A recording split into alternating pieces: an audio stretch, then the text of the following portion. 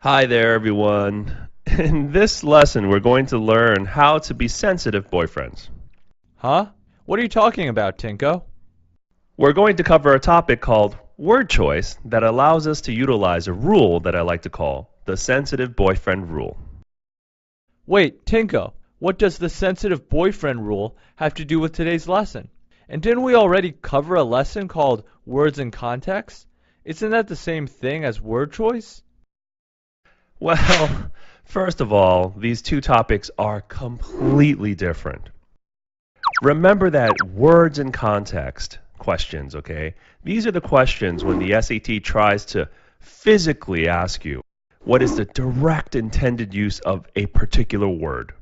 Now, these words come in three levels of difficulty, and they fall under the information and ideas portion of the SAT. Generally, the easy words are where you certainly find the most double meanings, and the answer is most certainly going to have an alternative double meaning. Medium words, on the other hand, or phrases where we need to rely on nearby clues are usually a little bit more medium and less popular. And harder words, okay, are probably the rarest of all. These are the ones where we still need to rely on nearby clues to figure out what the word means. But if you happen to already know what the word means directly, there are usually no tricks to these types of questions, and there are usually very few traps in them. You can directly or almost instantaneously just pick the direct meaning of the word. For example, the word stagnate here. There's not going to be a double meaning to trap you, okay? But for the word look, there probably is. Now, word choice, on the other hand, falls under the rhetorical portion of the reading test and tests our knowledge to be able to decipher subtleties in word choice, such as the difference between alone, solitary, forlorn, and abandoned.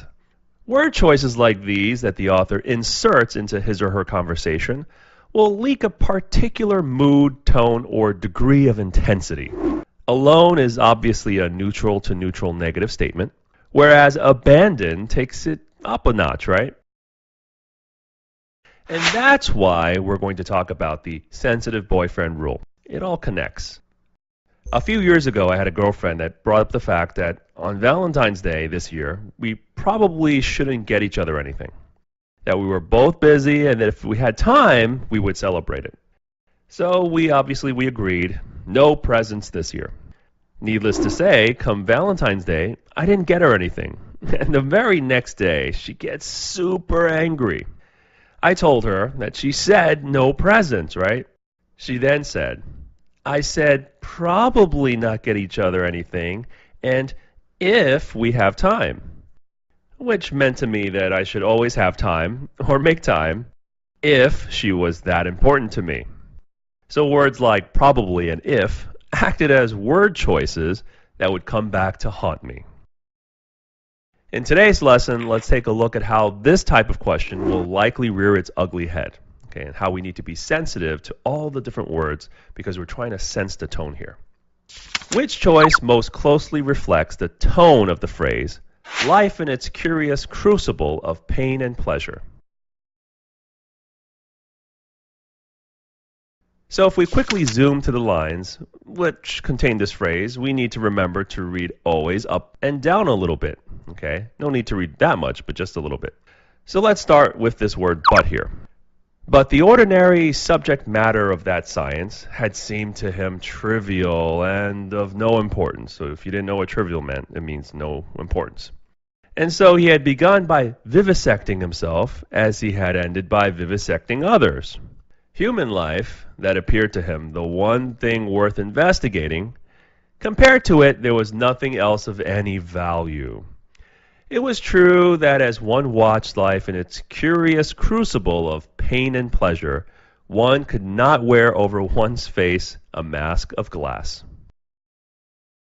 If I was to simply read the phrase and allow the words to guide me, I might be fooled into thinking choice B is the answer, right? Because curious. Oh my goodness, isn't that exactly what inquisitive means?